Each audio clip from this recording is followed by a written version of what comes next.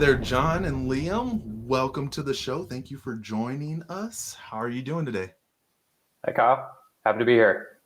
Hey, Kyle, super excited to be here and talk about some really fun release that we had this week. Oh, okay. Yeah, I heard that there was something about carbon footprint, something about saving the entire planet. I mean, what are we talking about here? Yeah, that's right, Kyle. So earlier this week on Tuesday, we announced and released the customer carbon footprint tool, which is how we help as a customer, how you understand and measure and track the carbon emissions you generate from your use of AWS services. So as a first step to beginning to understand the carbon footprint of your total AWS infrastructure.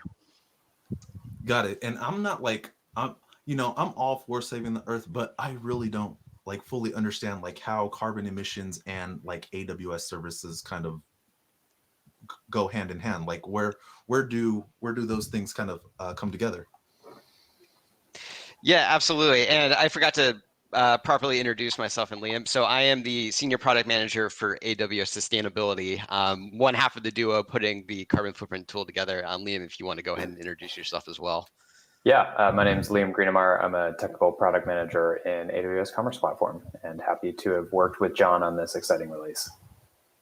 Yeah, absolutely. So Kyle, to your question about how your use of AWS services and carbon footprints all go together. Well, like anything, using servers requires energy, resources to make happen. All of those energy and resources have carbon emissions associated with them. And so what our tool does is from your specific usage in the specific regions that you operate in around the world, we determine what your specific carbon emissions from using AWS resources look like. So EC2, S3, DynamoDB, any service that you're running on AWS will help you put that together in a handy chart with some dashboard visualizations so that you can see sort of what's happening around the world with your usage and the kind of carbon emissions that they're generating.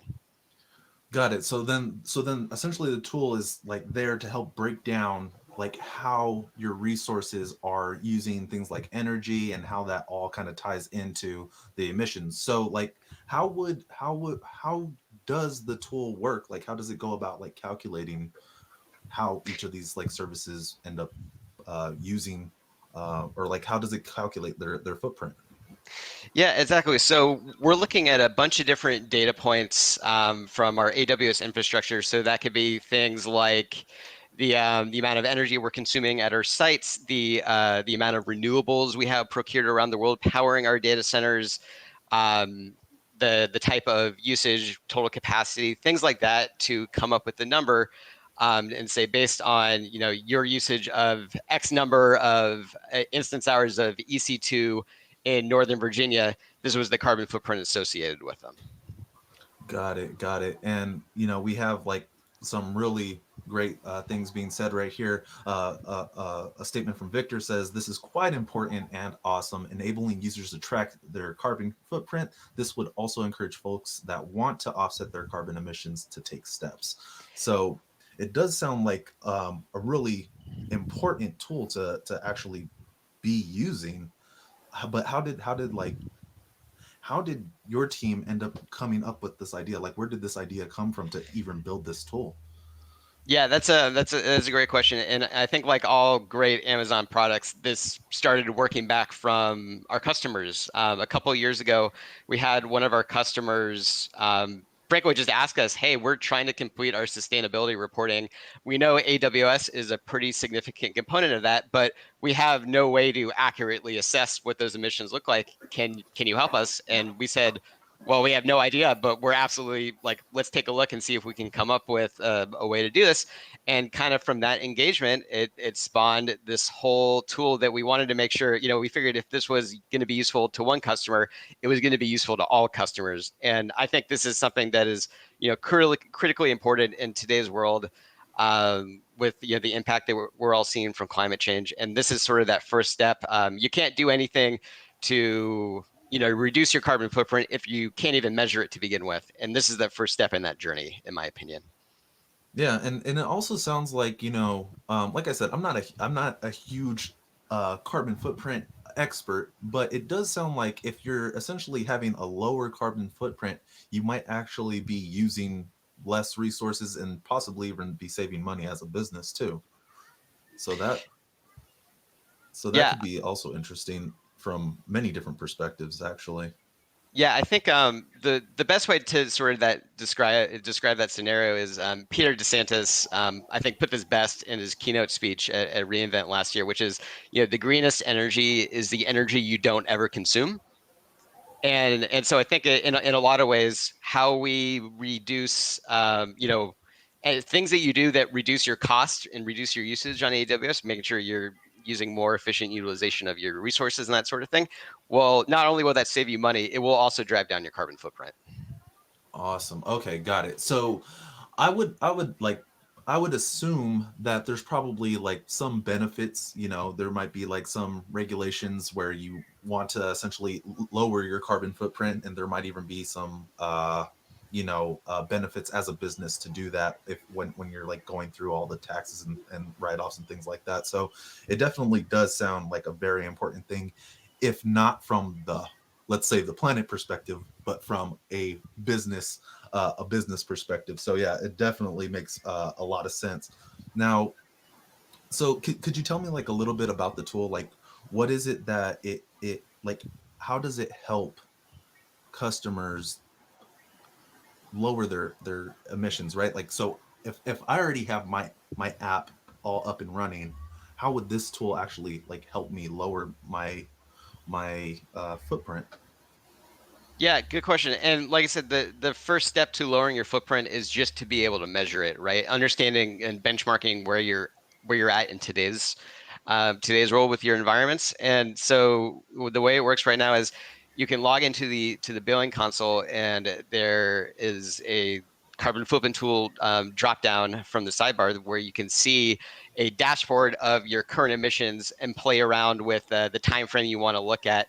And in addition to seeing the total carbon footprint number for whatever time frame you selected, we provide some handy visualizations, for instance, where your emissions are happening by geography or by broad AWS service, or just in general, like over time horizon. So if you wanted to see month by month fluctuation in your changes, or if you want to benchmark sort of a before and after state where you say, this is where my footprint is today, I'm going to do something like perhaps go through our well-architected sustainability pillar review, implement some changes, and then come back and see how those changes affected my footprint. You can use this dashboard to do that as well. And then my favorite piece about the dashboard is that there is a carbon emission forecast that we provide. And so what we look at there is based on your current usage profile, where you're operating around the world, the specific services that you're using, we look at our AWS's renewable path to powering our data centers with 100% renewable energy by 2025, which is 5 years ahead of our goal right now, and say, if you were to transpose your usage right now into future years, here's how much your carbon footprint is going to reduce over time as we do our part to make the cloud more sustainable. Got it. So one thing that I took away, like, first of all, is just like anything else, in order for you to like make a difference, you have to start by measuring. If you want to improve, you have to measure. So right off the bat, when you said that, like, that made like a lot of sense to me. But like what also stood out is the fact that you're able to like set these benchmarks, right? And how short of an interval can I like see a change in my footprint, right? Like, so I take a look at the footprint tool, right? Mhm. And I see, okay, this is my current usage. Let's implement some changes this week based off of what we think can help reduce that footprint. And how long before I can actually see those changes reflect in the tool itself? Yeah, that's a great question, Kyle. So right now, our data lives at a monthly cadence. So we publish new data every month, and with a 3 month lag. And that lag is to make sure that we're getting all of our correct inputs in from around the world. So that's our utility bills, the amount of renewable energy our projects have produced from our wind farms, for example. We basically put that all together and deliver a footprint with a 3-month delay. So if you were to make a change this week, in 3 months, you would begin to start seeing the measurement of those changes. Got it. Okay. Yeah. So then essentially quarterly we would be able to track our footprint and then make changes based off of that every quarter. Yeah, absolutely. That's pretty good. And it's amazing that you're able to even track this when there's so much going on under the hood of a lot of these apps. You're using so many different sources. So like to really be able to pin this down, that's really interesting. So we do have a question regarding the tool and its availability. Is it available in all regions? And what does the pricing look like? Yeah, that's a great question, Kyle. So this tool is available to everyone outside of the Greater China region right now, and it is 100% free of charge. It will always be free of charge. This data is too important, I think, to everyone to ever put a dollar value to it. We want to make sure that every AWS customer has the information they need to be more sustainable and architect more sustainably on the cloud. Okay, so you already have your services on AWS, everybody, right? Like you already have your services, you're using AWS, and now this tool is just released. You can just start adding it, and there's no extra cost. If anything, that's going to probably help you save a little. So that's actually very helpful. So what does that process look like though, right? Some people already, businesses, people, freelancers, whoever. There's already an app out there. I'm already using my services. Everything's in play. Everything's working perfectly. How do I start using this tool? Yeah, and I think Liam, that's a great question for you on the billing console side. Actually, Yeah. Liam, I think you have a demo that you can show us, right? That's right. Yeah. Okay, So happy to dive let's into do the tool. that. Let's do that because that's enough talking. What I want to see it in action. Vision. Right? Yeah. Visuals are very important, I think. There we go. All right. I think we can see your screen, Liam. Yep. All right. Go ahead and jump in then. So to get to the customer carbon footprint tool, you're going to navigate to the billing console. All of this is within the AWS management console. So same place where you manage all of your resources and workloads and applications in AWS. So to get to this tool, you're going to go to your billing dashboard here. And then if on the left side, you click the cost and usage reports link, and you're going to get to this page. And if you scroll down, you can see your customer carbon footprint tool. So very easy to get to, and as was mentioned earlier, accessible to all of our customers. Before we continue, so just to clarify, is this automatically shown? Like there's no additional buttons that need to be added? We could just scroll down to my existing resources? Yep, that's right. And so the only setup that's required is you will need a new identity and access management permission, and that is sustainability : get carbon footprint summary. So you will need a new IAM action or permission, or be a root user or admin user. Got it. Yeah, just like anything else, right? Yep. Another permission, but okay. Absolutely. All right, I'm liking where this is going. Continue. Good. So first thing you can do is just select a start month and an end month. As John mentioned, the data is available at monthly granularity. So let's say if I only want to look at full year 2020.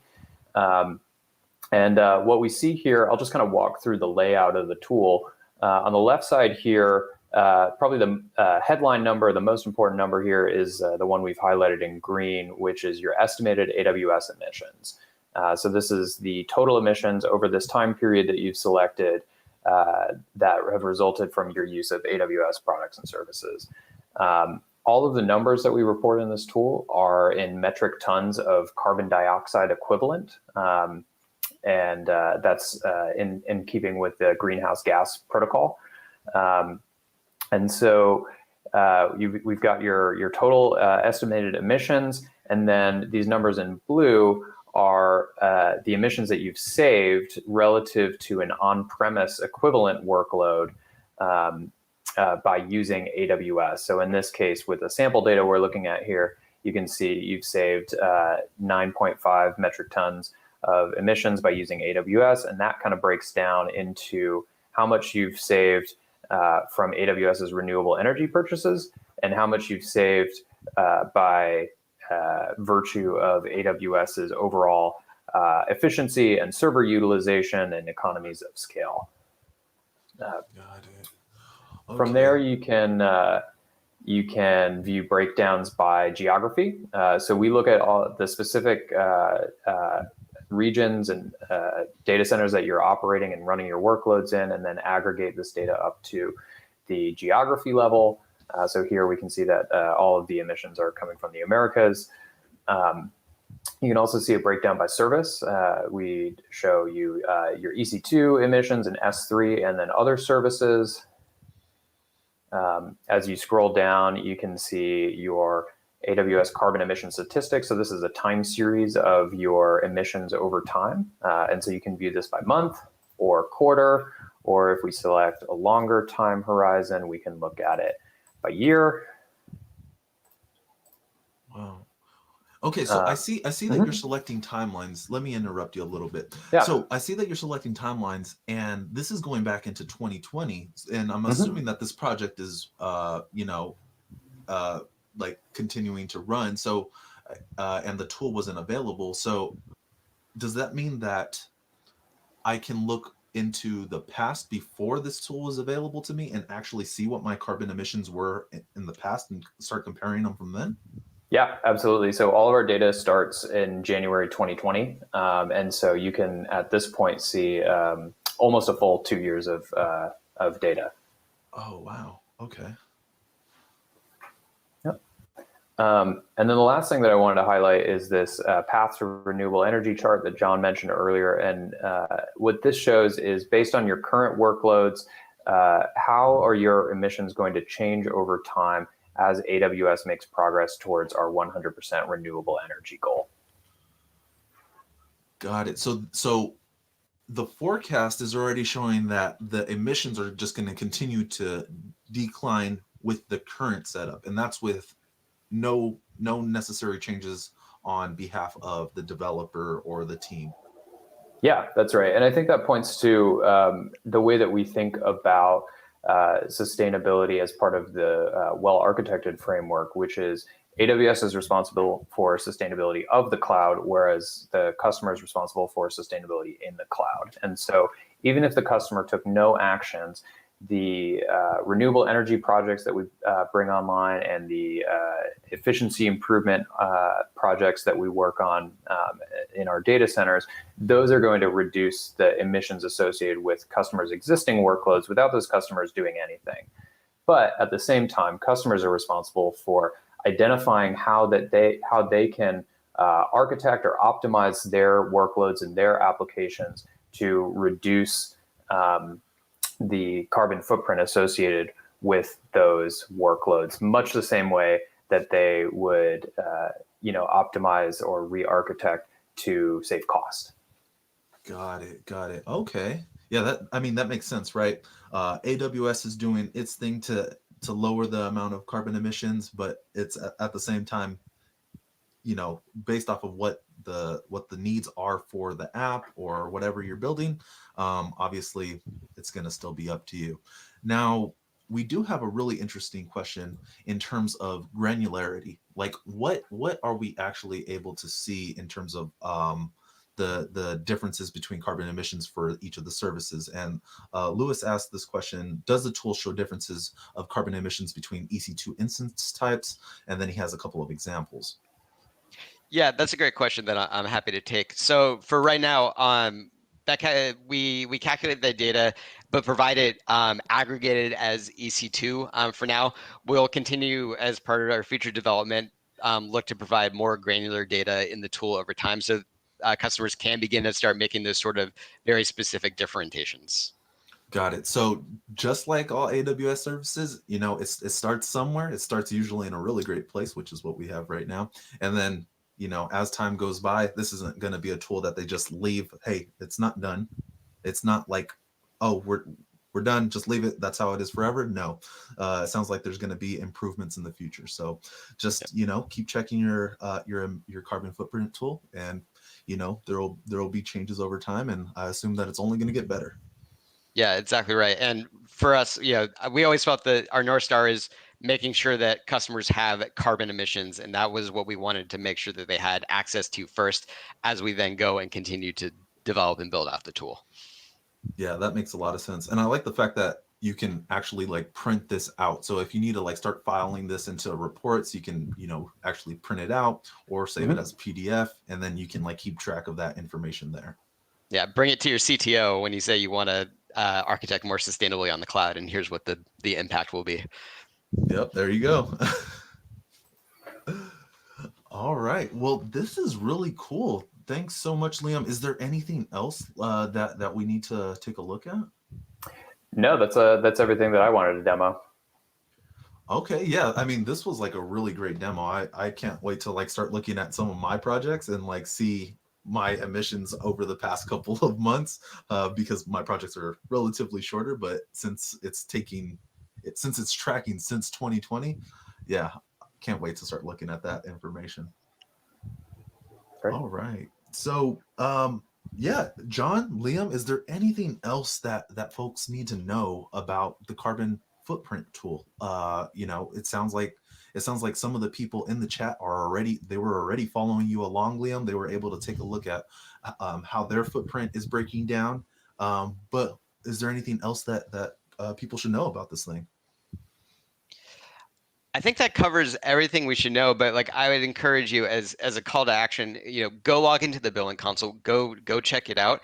Give us your feedback. Every piece of information we get from you on what you want to see next helps define our roadmap and what we deliver back to you. Exactly. And we are leaving some links in the chat, so make sure you check that out. Also in the show notes, there should be a couple of links that you can also check out. But yeah, just go take a look at your project, see how it's doing already. And then for any new projects, you can also keep an eye on that as well. So really cool stuff. I want to say thank you so much, John. Thank you so much, Liam, for being here. And of course, we can't wait to see like what else the carbon footprint tool is going to bring in the future. And we can't wait to have you back on to show us some more cool features. Absolutely. Thanks, Kyle. Yeah, thank you, Kyle. Thank you for hosting this. Sustainability to me is the most important thing we have. It very much lives in my background at all times, and I'm happy that we're able to get this out there and broadcast this to our really just amazing AWS population.